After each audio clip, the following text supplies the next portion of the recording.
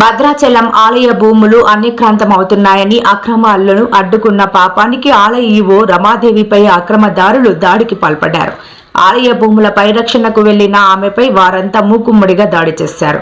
వారి దాడిలో గాయపడిన ఈవో రమాదేవి స్పృహ తప్పి పడిపోగా అక్కడే ఉన్న సిబ్బంది ఆమెను ఆసుపత్రికి తరలించారు.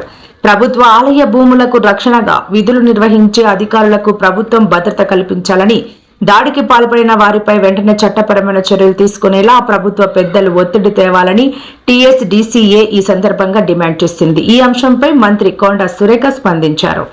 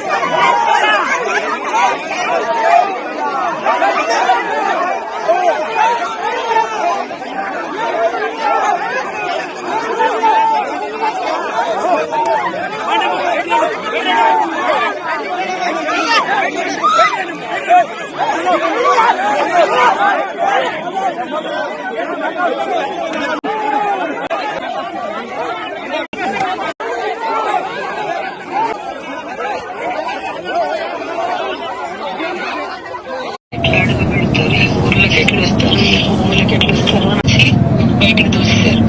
కట్టే దగ్గర నుంచి కొంచెం కొంచెం దోసుకుంటూ వచ్చి లాస్ట్ లో పెద్దగా దూసేశారు. దోసిన తర్వాత నేను బయటకు వచ్చిన తర్వాత నాకు ఇంకా తెలియదు మేడం. అంటే మొత్తం ఊపిరాడలేదు, కళ్ళు తిరిగినట్టు అయిందంటే నాకు తెలియదు.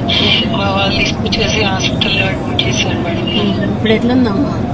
ఏమన్నా దెబ్బలు తగిలినాయా లేకపోతే జస్ట్ మేడం? పడుతుంటే మన పిల్లలు అందరూ పట్టేసుకున్నారు. అంటే నాకు బీపీ ఫ్లక్చుయేషన్ వచ్చేసింది. బీపీ లేదు కానీ ఇక్కడ బీపీ చూపించేస్తున్నారు. తర్వాత వాళ్ళు అన్ని స్కాన్లు అన్ని చేశారు. ఈసీఐలో